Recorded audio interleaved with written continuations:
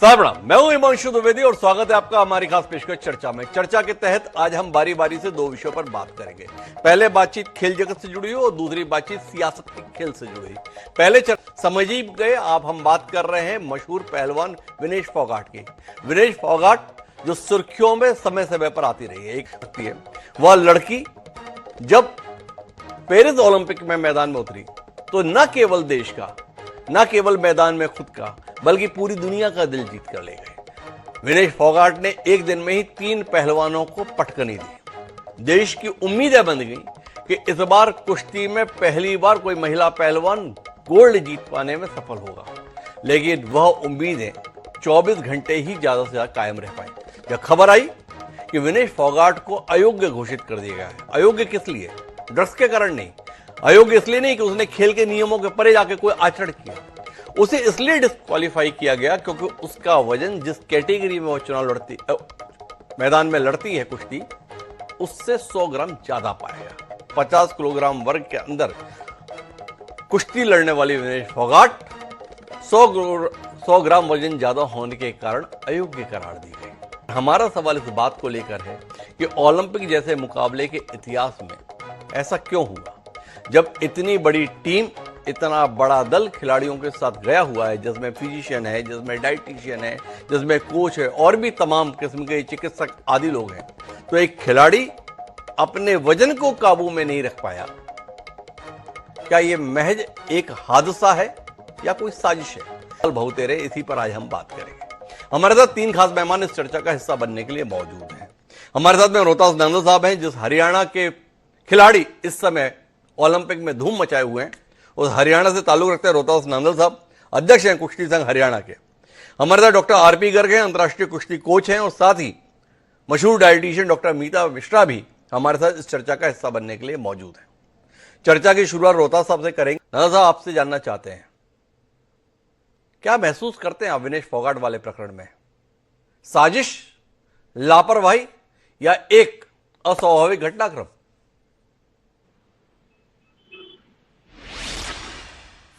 Sir, मैं इस मामले में बात तो बहुत दुर्भाग्यपूर्ण है जी कि ऐसा मैच मेरे ख्याल में किसी स्पोर्ट्स प्रतिनिधि ने देखा नहीं होगा जो 7 घंटे के अंदर वर्ल्ड के जो टॉप रेसलर थे वो उसने हराए हैं और अपने वेट के अंदर रह के हराए हैं। साजिश, मैं ये तो नहीं कहता मैंने देखी है साजिश, पर मानसिकता बिल्कुल हल्की ढल्की है भारतीय कुश्ती संघ की, जिन्होंने 3 मैच जीतने के बाद एक बार भी उनके मुंह से ट्वीट नहीं निकला अच्छाई का, हौसला अफजाई का। भले ही वो प्रोटेस्टर थी, मगर क्या कुश्ती संघ का ये दायित्व नहीं बनता? तो इस बात से दुखी हैं कि वहां पर कोई साजिश हुई कि नहीं हुई, इस पर तो मुझे नहीं पता, पर भारतीय कुश्ती संघ ने इस सफलता के संदर्भ में आज तक एक बधाई का शब्द तक नहीं निकाला। इसको क्या समझा जाए? यह रोहतास नांदल साहब का सवाल है, पर अभी हमारा सवाल ये नहीं है। हमारा सवाल इस बात को लेकर है कि इतने महत्वपूर्ण मुकाबले में और इस मुकाम पर जब कोई खिलाड़ी पहुंच गया तो उसका वजन इस कदर बढ़ कैसे गया? इतनी बड़ी टीम जो साथ में जाती है, जिसमें फिजियो होता है, जिसमें डाइटिशियन होता है, जिसमें डॉक्टर होता है, जिसमें कोच होता है, और इससे पहले कोई उदाहरण भी नहीं मिलता कि किसी खिलाड़ी को वजन बढ़ने के चलते अयोग्य कर दिया गया हो, तो विनेश के साथ ही ऐसा क्यों हुआ? मीता मिश्रा जुड़ी हुई है, डाइटिशियन। मीता मिश्रा जी, थोड़ा सा आप रोशनी दे सकती हैं एक खिलाड़ी के वजन के संदर्भ में, वजन का एकदम से बढ़ना, उसका घटना, उसकी डाइट, इस संदर्भ में थोड़ा रोशनी देंगे?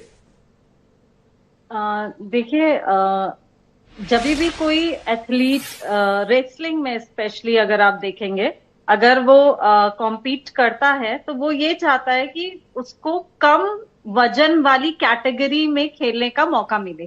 ठीक है, तो उसके लिए उसका जो नॉर्मल वेट होता है उससे वो अपना वेट कम करके वहां पे शो करना चाहता है, जिससे उसको कम वजन वाले एथलीट के साथ सामना करना पड़े।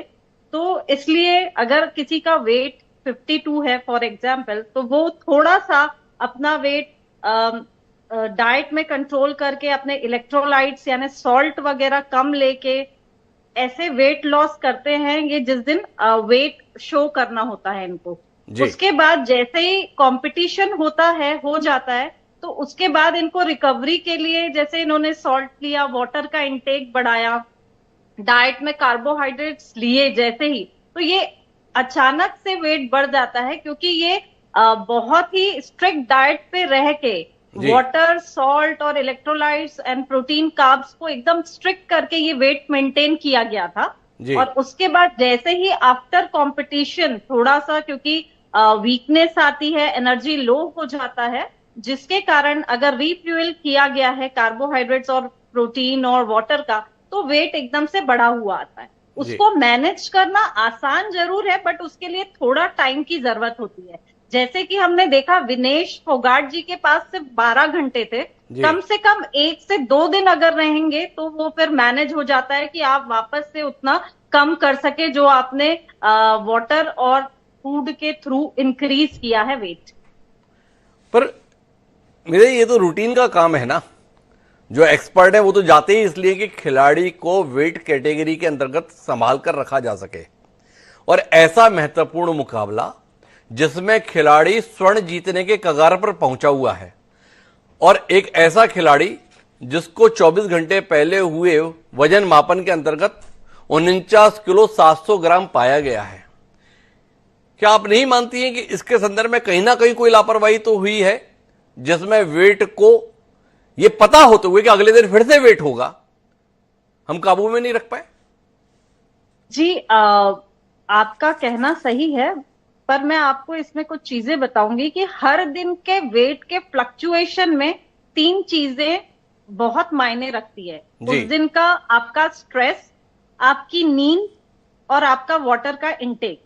अगर आप खाने के अलावा इन चीजों में अगर कुछ कम ज्यादा हुआ है तो आपका वेट कम नहीं होगा। अगर आपकी नींद प्रॉपर नहीं हुई है, अगर आप स्ट्रेस में हैं, तो भी आपका वेट कम नहीं होता है, चाहे आप सारी डाइट फॉलो कर रहे हैं, आप सारे जो नियम आपको बताए जा रहे हैं वो आप फॉलो कर रहे हैं, उसके बावजूद भी। लेकिन खबर तो ये आ रही है डॉक्टर मीता मिश्रा जी की जब विनेश का वजन ज्यादा पाया गया तो पूरी रात उससे स्किपिंग कराई गई, जॉगिंग कराई गई, खून भी निकाला गया, सोई भी नहीं।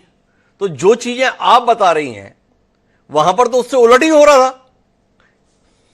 वही मैंने बताया कि रात भर वो तो सोई नहीं, क्योंकि वो एक्सरसाइज कर रही थी, प्लस उनमें हार्मोनल चेंजेस भी, क्योंकि वो एक फीमेल है, ठीक है, तो हार्मोनल चेंजेस भी एक फीमेल में डेली के बेसिस पे आपके वेट को फ्लक्चुएट करने में एक बहुत अहम भूमिका निभाते हैं। तो ये भी एक कारण हो सकता है उनका वेट एकदम से गेन होने का, और जो कि वो कम नहीं कर पाएंगे। कम नहीं कर पाए। कुश्ती खिलाड़ी अर्जुन अवार्डी डॉक्टर अशोक गर्ग जी जुड़े हैं। अशोक जी, मेरी आवाज सुन पा रहे हैं? मैं चाहता हूं कि जब बाकी सारे खिलाड़ी अपने आप को वजन के अंदर संभालने में सफल रहते थे, तो विनेश जी कैसे चूक गई? नहीं विनेश जी, ये एक नॉर्मल बात है जी। कोई भी जो वेट कैटेगरी कोई भी गेम है, जैसे कुश्ती है, बॉक्सिंग है, जूडो है जी, इनमें हर एक प्लेयर जो अपने वेट में कुश्ती लड़ता है उसका नॉर्मल 3 से 4 किलो ज्यादा रहता है वजन जी, हर खिलाड़ी का, चाहे वो इंटरनेशनल लेवल में किसी दूसरे देश का या अपने देश का जी। और जो वजन पहले दिन होता है उसमें क्या उसको हफ्ता, 10 दिन, 15 दिन, 20 दिन का उसको ये होता है कि मैं उस दिन से वजन घटाना शुरू कर दूंगा, और वो वजन घटा लेता है जी। और लास्ट में हमारे दिन एक ही रात बचती है, उसके अलावा कोई बचता नहीं जी। तो विनेश का पहले बड़ा मुश्किल वजन टूटता था, तो ओलंपिक में क्वालिफाई जैसे अंतिम कर गई, तो इसको इसलिए 50 किलो में खेलना पड़ा, नहीं तो ये 53 में ही पार्टिसिपेट करती थी। पर महत्वपूर्ण बात क्या है? महत्वपूर्ण बात यह है कि विनेश फोगाट के संघर्ष को समूचा समाज, देश और दुनिया सराह रही है। विनेश फोगाट ने मैदान में दिखाया है कि उसमें अभी काफी कुश्ती बाकी है। वह कुश्ती स्वयं के लिए नहीं, इस देश के लिए खेलती है। तो देश को अभी भी उनके साथ बहुत उम्मीदें हैं। क्या वो उन उम्मीदों का सम्मान करते हुए अपने फैसले पर पुनर्विचार करेंगे? सवाल है। आने वाले समय में हमें इसका उत्तर मिलेगा। लेकिन तहे दिल से बधाई विनेश फोगाट को उनके संघर्ष के लिए, और आप तीनों मेहमानों का बहुत बहुत धन्यवाद हमारे साथ इस चर्चा का हिस्सा बनने के लिए।